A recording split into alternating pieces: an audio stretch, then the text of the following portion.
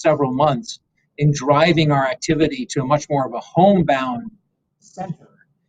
We are not only dependent on internet access, but we've depended on this mishmash of devices all seamlessly working to bring our lives together, to bring them ordered, to help us stay educated, connected, well-fed, entertained, you name it.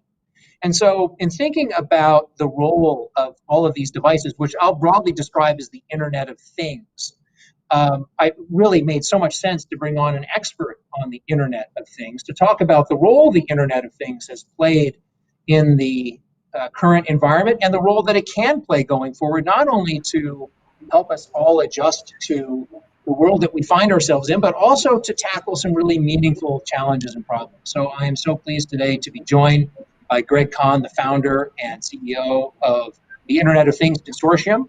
And so, Greg, thank you so much for being here. It's great to see you. Matt, thank you for having me on, and thanks to Dave and Praveen, the whole Simulmedia team. It's great to be back in your virtual office. And in my real office, as the case may be, I'm one of three people who are here today, including Dave and Praveen, and I will make sure that they get your message if they're not watching themselves. So, Greg, thanks so much for being here. First off, how are you and your family and your workers doing? Matt, thanks for asking the human question, which I often say that we have to talk more about humanity than technology and the work that I'm doing. We're all hanging in there. We're doing okay. We're based in Upper Montclair, New Jersey, not far from you. It's greatly impacted the way that we work and live, as it has so many other individuals. I think doing the type of work that I do, where I bring folks together in person, of course, brings on additional challenges about how to build an ecosystem and how to bring people together to solve business problems when we're tethered to our computer screens and we're not able to sit across a room and really hash out the challenges. But all things being considered, and many folks around the country and the world are going through real challenges. We're doing okay. I'm very optimistic that we can finally get outdoors a bit. And, we've, as you have as well, we've been cooped up for the better part of the spring and socially distanced. And so very grateful every day to even be able to ride a bike and sit outside a bit and get some fresh air. So I can't complain, but I won't complain.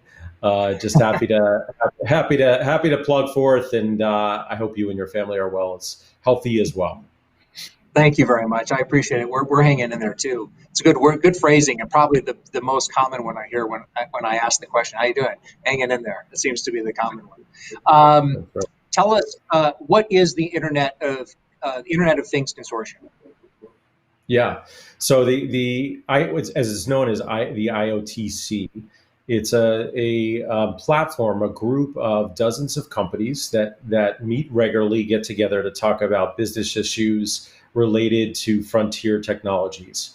And so, the phrase IoT has been battered around for the better part of 2 decades. And we could get into a little bit of that in a second. But the reality is that there are so many industries that are moving at warp speed and need a group that convenes to kind of talk about all the challenges from manufacturing to marketing and distribution, privacy and security. And the IoT Consortium does that.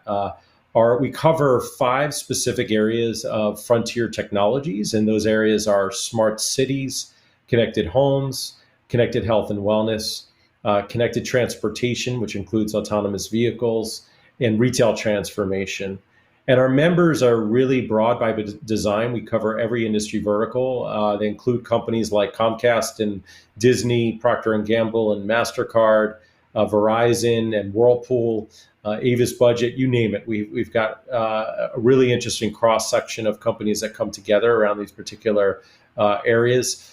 And we also have quite a few initiatives related to the public sector. So we bring in, we have a number of city and state leaders that are part of our group and regularly convene to talk about challenges that require really deep public-private partnerships. Greg, when I look at your background, a good chunk of it was spent in media. So I'm curious, what about this domain drew your interest and made you think, you know what, we need an IOTC right now? Yeah, it's an interesting question. Matt, every 10 years I've had a pivot in my career. So I call this my third pivot. I was in film and television for 10, and then advertising and publishing for 10. And looking at, sort of the trends, the former industry, which was called machine to machine, as I mentioned, I had a number of peers and friends that were working in Silicon Valley and in Israel and in Asia, that were working on technologies that I found to be fascinating, but I felt that were going to become mainstream pretty quickly. And I realized in the work that I was doing, my last corporate position was at Meredith Corporation, that I wouldn't be able to sort of learn and be immersed in the technologies if I was doing it as a side hustle, as it were. So I left and started an advisory firm that I still have, GK Digital Ventures. Launched it with a couple of technology clients. And eventually got to know a meetup group that was in Silicon Valley that has become the IoT consortium today. But part of it was the fascination by what was coming next. I think the other areas that I felt that technology can be used for social good and to improve major world and national challenges that we're having in society. If you could forge an ecosystem, if you could build partnerships at scale.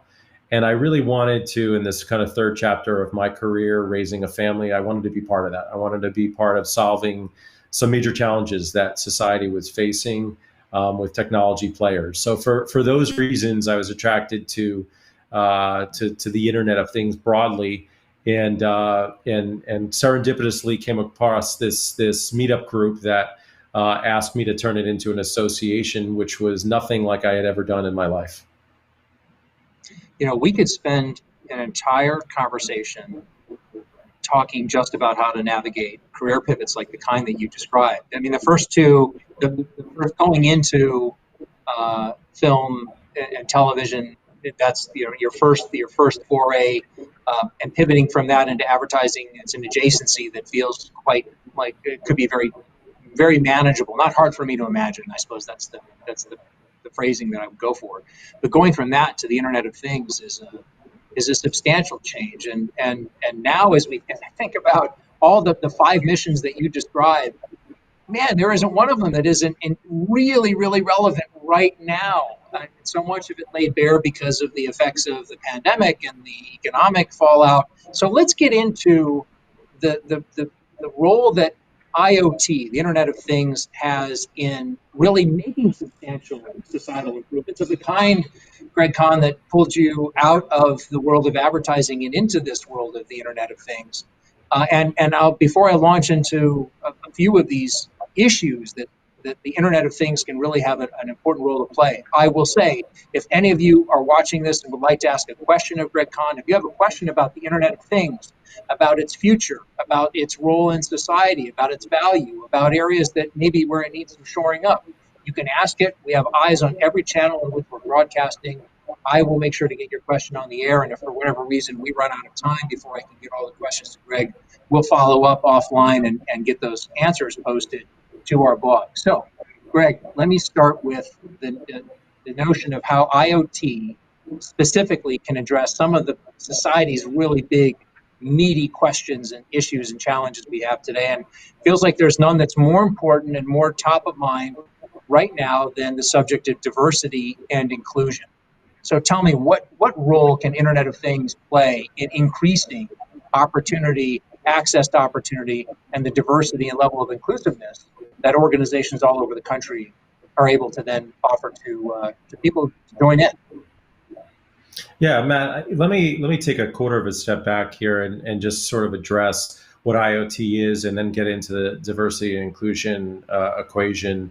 IoT at the core is bringing the physical and the digital together. It's sensors and actuators that are that are placed in devices and that connect to wired and wireless networks. So, we say that anything that can be connected in society will be connected in society. What we are facing right now and during COVID is in all my conversations with executives, they've shared that we've accelerated the digital transformation in this country by 10 years within 3 months, right? That we've had a lot of the underlying technology for a decade plus. Of course, there have been advancements, but the practical use cases of these technologies haven't come to the forefront, and COVID is really forcing the issue for many of these areas. As it relates to diversity and inclusion, this country has a digital divide, and it's significant in urban areas and it's significant in rural areas. And during COVID, we're sitting here today on a virtual call, a virtual session. And I could tell you in Montclair, where I live, my children couldn't have synchronous live classes because not every household in Montclair has enough devices for parents, two-parent households, for those that have two-parent households that work, as well as students that needed access to teachers. There weren't enough devices that were connected or devices that existed in those households to have access to live classes. And so all of the classes were asynchronous in my town. We're way more fortunate than even other areas where, frankly, there were no devices that were existed, or the schools weren't prepared. The teachers themselves didn't have access to those devices. In rural areas like in Kentucky and in Arkansas and in Tennessee, from a business level, from either to correspond with colleagues or to train workers, there were individuals that would have to sit outside of a Walmart or a Starbucks to get access to Wi-Fi. So we take a lot of this for granted as a society, and we at IOTC have a lot of conversation with city and state leaders about that digital divide and how we can plug it. And that directly relates to diversity and inclusion, is that when you think about a society that is diverse by over the decades and is becoming increasingly more diverse, the disadvantaged families happen to be minorities. And so what we've seen played out in the past 3 weeks has been a major issue for decades before that they don't have access to the underlying technology or devices to be educated, be trained, to have access to proper health, to have the proper transportation to get to the places they need to get to, and it has a reverberation effect in society. We look at diversity and inclusion at the consortium holistically, and so as part of that, it's also the aging population and the disabled population that also doesn't have access to a lot of the tools and platforms that we often take for granted. And so question is, how can IoT help to address it? IoT itself can't help to address the diversity and inclusion equation. In fact, we're about to launch a pledge, a charter at IOTC with other tech associations to make sure that there is a more diverse set of thinking and executives in the room, making the decisions around what products and solutions are developed, making decisions around algorithms that are developed, making decisions around natural language processing, the voice, the wake words that we use for certain devices, and making sure that there is investment taking place in Black and Brown communities and more inclusive communities to help build the whole ecosystem. But what connected devices can do for diversity and inclusion, number one, telemedicine. We're seeing it during COVID. I think we would have less than 1% of individuals around the country saying that they participated in the telehealth session pre-COVID. One of the enormous barriers for minority communities is having access to proper medical care. So if they can gain access to physicians and hospitals digitally, that's a huge benefit. Second is educational technology. Again, sort of bridging the digital divide on that end. And a third example would be in transportation, is that if transportation can help to get individuals from point A to point B more seamlessly, then those are areas that will help diversify this country and industry in general. But we have a lot of work to do, Matt. So this is definitely just the starting point. And we could probably have a 6-hour conversation on that alone. It's something that I'm really passionate about and that the industry desperately needs. All the things that you described, Greg, are really important. And I've heard in my travels and the things that I read in the media, different people talking about it, but it seems like the Internet of Things Consortium, IOTC, is a perfect center point, a foundation, if you will, for being able to drive some of these changes, whether it's expanding access to reliable broadband, whether it's creating AI and algorithms that are not from the beginning because of their human creators themselves subject to biases, and whether it's coming up with technologies that just through their own experience that they enable are more open to users of all different types of backgrounds, strikes me as really, really important work. So that's exciting. I want to talk about another area that's going to be near and dear to a lot of people watching this show. So Simul Media is in the advanced television advertising space. We have a lot of people who watch from networks, who watch from brands, who watch from agencies. And I'm curious if you can talk a bit about the role that TV has to play in the Internet of Things, and how those a very familiar appliance like a television and the relatively new concept as an internet-enabled device, how those two things are coming together to create a better experience. Yeah, Matt, there's a tremendous opportunity for the TV to finally become smart. I think we've talked about smart television for a long time. It's core to the work that you do. And again, I think COVID has really introduced some interesting angles. Prior to the session, I was just getting word that there was a deal done between Roku and Peloton that I was excited about to sort of see. And that comes on the heels of an acquisition yesterday between Lululemon and Mirror. If you're not familiar with that company, they're a connected mirror company. There's you're starting to see it. The past couple of years, you've seen speakers become really dynamic new platforms, voice activation platforms, and they've introduced a better way to communicate. They've become an intercom. They've become a new listening device. They've become an information source and an e-commerce source. And television can serve all of that and more. As TVs have often been seen as the center point of the house. Many households have 7+ TVs. But now when you think about, and back to some of the examples I was sharing before about education technology, one of the hindrances of what we've gone through during COVID is everybody felt that you needed to take a class on your computer or tablet. But if the mechanism exists to take classes through TVs, and many households have TVs that don't have laptops or desktops or tablets, it opens up a really important channel. When the television becomes a mechanism to control other areas of the home, it becomes more of a living, breathing construct. And so that's everything from seeing who's at your door to e-commerce to a more sort of holistic entertainment experience that some of the fun task forces that I'm part of are thinking about how are we going to reinvent live events or live experiences if we can't get together in person. And one of the thoughts is a combination between screens, television, speakers, as well as your smartphone or your laptop. So a 360 kind of experience. But if you think about the television as a center point that can bring together entertainment and advertising, but also medicine, health care, automation of devices, and e-commerce, it's incredibly powerful.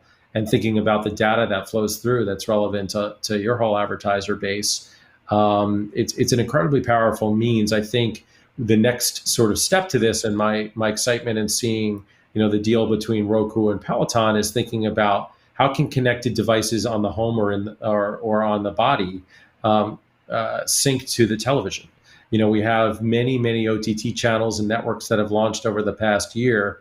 I'd love to see, more related to connected fitness or connected health or education or some of these or work related kind of training as a competitive advantage for the networks that are launching these channels. And so, again, I think that the TV can play a really central role in all of that, and there's huge opportunities too to create recurring revenue streams. for advertisers as well. And that was what was so exciting on the deal yesterday between Lululemon and Mirror. Although it's not a television, thinking about Lululemon getting into an industry with a recurring revenue stream, IoT enables companies to do that, is to create new subscription models. I'm joined today by Greg Kahn, who is the CEO and founder of the Internet of Things consortium, IoTC. He's also the principal of GK Digital Ventures. And we're talking today about the importance of the Internet of Things. If you have a question for Greg or about the Internet of Things, you can ask it however you're watching, and we'll make sure we get those questions on the air. Let's talk about other areas, other big sort of challenges and opportunities. Innovation is another one. It's a big, broad category. Innovation can apply narrowly to any number of different things. But in what ways does the Internet of Things, and how can it empower more rapid, more high quality, more accessible innovation? Yeah, Matt, you had asked in the beginning of our chat about what brought me to IoT, and it really was the innovation word. Is that I always thought of myself as an entrepreneur when I was within companies, and IoT is really the spark for innovation in every industry. It touches, roads to pacemakers to televisions. When you think about innovation, let's start with one area, just transportation, and kind of seeing what Elon Musk has done with respect to Tesla, and how that car has become a living, breathing mobile unit, a real mobile unit. And it's think about what drones are doing in terms of delivery.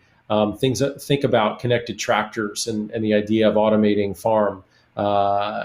farming and controlling livestock. Think about sort of the advance of scooters and e-bikes in city constructs. Taking that kind of telemedicine theme one step further, think about the wearable devices that are able to call 911 for emergencies, relay critical information to doctors. There's just so much innovation that's taking place on a daily basis as a result of IoT technology. It's endless. I think the challenge isn't the innovation. The challenge is how to get mass market adoption of these technologies so that they achieve their potential. I mean, there's projected to be almost $750 billion in spending in IoT products and services this year, but that number is down a bit. Next year, it's projected to rise over double digits and hit over $1 trillion within the next 5 years. But the question becomes: is as a society, how do we join together to kind of make sure some of these things become more mainstream? And the innovation will continue to be there. I think COVID will continue to accelerate the innovation. Look at the share price of Zoom over the past couple of months, but now think more dynamically: what other companies can be launched? And I brought up an example of Mirror yesterday. I'm incredibly bullish on the idea of smart mirrors. Think about, for your advertisers, think about mirrors everywhere. We talked about them in the context of retail, but if you spend anywhere between 5 to 20 minutes a day in front of a mirror in the morning and in the evening, and thinking about everything from, getting your sports scores to your fashion tips or to doing e-commerce on that platform. And then imagine if you get into your car and your mirror has that same information or additional information that it could provide. And then as you move through your day, what the idea of kind of a mirror can be. The company Mirror thought of it and very brightly thought of it as a mechanism to deliver fitness and meditation classes, but the applications are endless. So I love talking about innovation all day long. The technology, again, most of the technology has been in place for 10 years. It continues to advance, but it's really now about bringing partnerships together. And I'm so excited to talk to our marketing and media audience, because I think one of the challenges I've seen in 5 years now in IoT and deep tech is storytelling and culture. And I think that the media and advertising industry has done a brilliant job in both of those areas. And there are natural partnerships that can be developed between them, and some really exciting partnerships to be developed. So I'm looking forward to the next 6 to 12 months, whether we're doing this in a combination of TV screens and speakers and laptops, or the possibilities are endless. I'm joined today by Greg Kahn. He's talking to us about the importance of the Internet of Things, the devices that connect us, that have sensors and connectivity that we rely on and probably, for the most part, take for granted every single day. If you have a question for Greg, feel free to ask it however you may be watching. We do have a question. This one comes in from Emily, and Emily wanted to know, this sort of getting back to more to your previous background, Greg, in media. She asks, since you have a background in media and advertising and now Internet of Things, what do you think about the Facebook boycott that many brands have embraced? Do you think this is a fad, or do you think it's going to inspire real change? Great question. First of all, I've actually thought a lot about it. Still friends with many senior leaders at Facebook.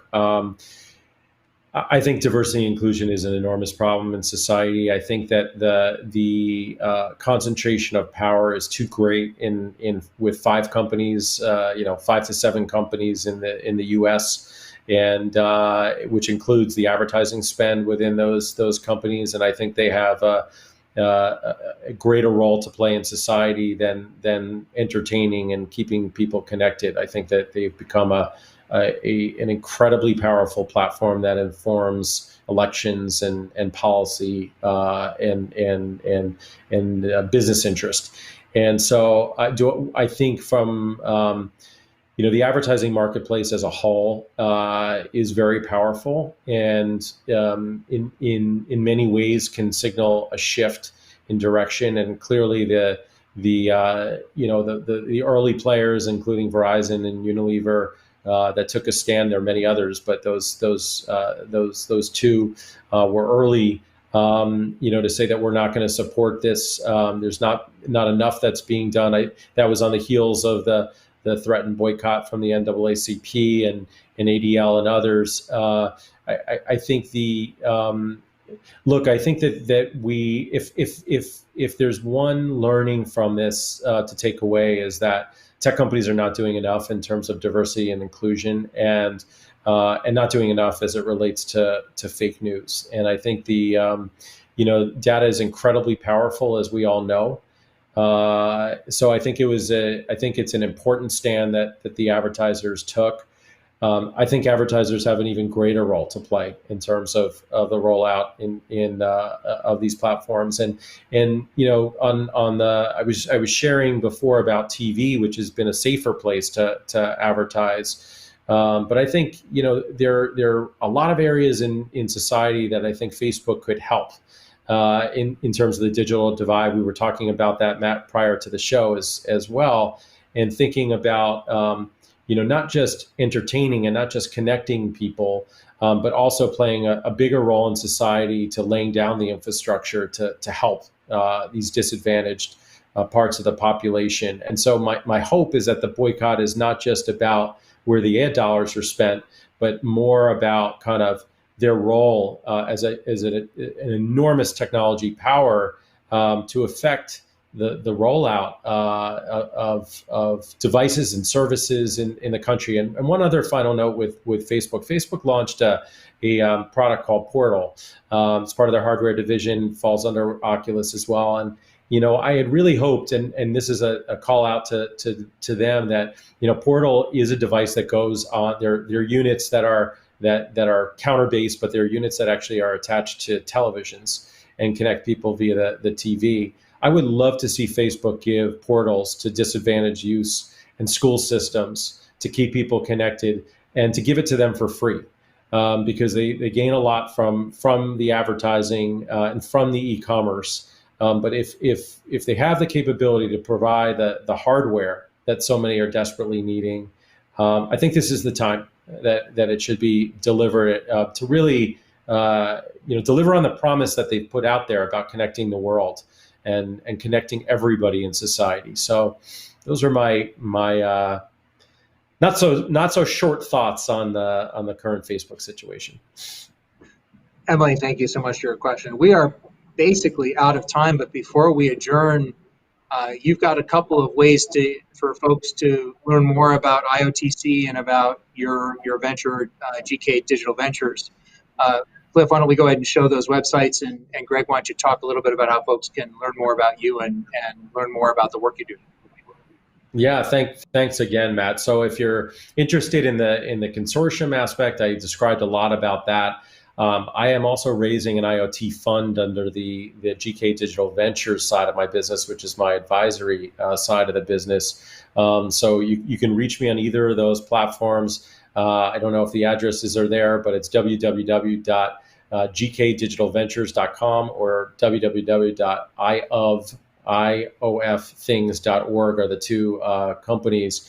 And I'm seeing so many interesting companies that are looking for investment in this space, and have access to a lot of corporate leaders that are looking for startups to attach to. And so, again, Matt, the future is very bright for IoT. We need to bring the amazing culture of the advertising and media world and talent of the advertising and media world into this space. So if anyone would like to talk about the transition that I've made or the types of companies that I'm working with now, I'd love that. And I want to thank you and the team again for inviting me today, because I can't underscore more that it's important to bridge the marketing and media and advertising communities with the technology community. If COVID has shown us anything, it's that we need to be more connected than ever before. And so I welcome the opportunity to speak to you and look forward to continued conversation. Same here, Greg. Really, really appreciate you coming on. It's been fabulous to have you. And thanks to all of you for watching today. We're going to wrap up the episode today with Greg Kahn. And thanks again to him and his whole team who were not on the call today, but man, were so helpful in getting this all set and ready to go and promoted. And so thanks to everybody over at IOTC and to Greg Kahn and his team. So next week, we're going to have Imran Khan, the CEO of Verishop, to talk about the rise of marketplaces in the era of COVID and the highly connected way in which we're now leaning more and more towards e-commerce. So can't wait to have Imran on and talk about his journey. Verishop just celebrated its 1-year anniversary, so it's going to be fun on a variety of levels. So look for that next week. Until then, we've got a long holiday weekend coming up. I hope all of you were able to enjoy it safely and comfortably. Thanks so much, as always, for watching Simul Media Live. We'll see you next time, everybody. Take care. Bye-bye.